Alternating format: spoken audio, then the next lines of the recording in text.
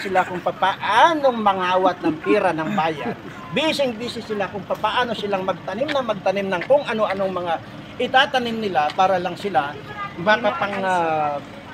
makapagnakaw itong mga animal ito. Kaya itong mga magsisibuyas namin dyan sa Mindoro, ako nga taga Mindoro, wala na.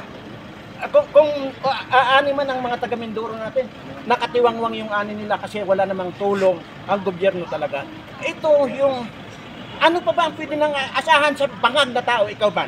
Bangag na anong pwede mong asahan? Wala talaga.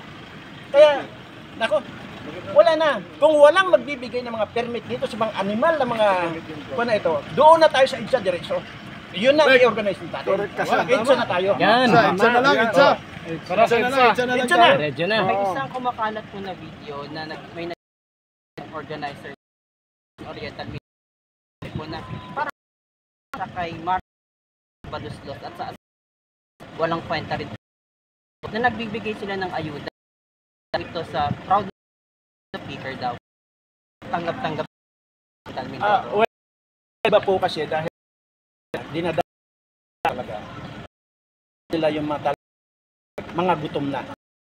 May nagugutoman. So, talagang kapit na pero sabi ko dyan, ang or nila ang yung at tanda ako hindi Martin Lord nakita pipigain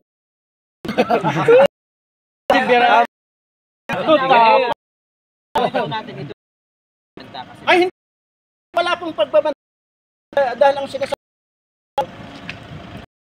po yung ginawa nila harap dito sa mga kababayan napakaraming walang mas ang dapat sa kanila durug mga yan so dudurugin ko lang ito po ba ay mga native na taga-Oriental?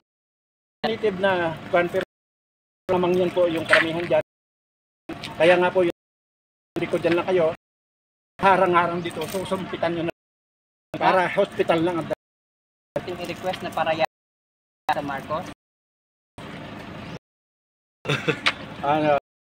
next kilala po Ang mga sana Lara and Messi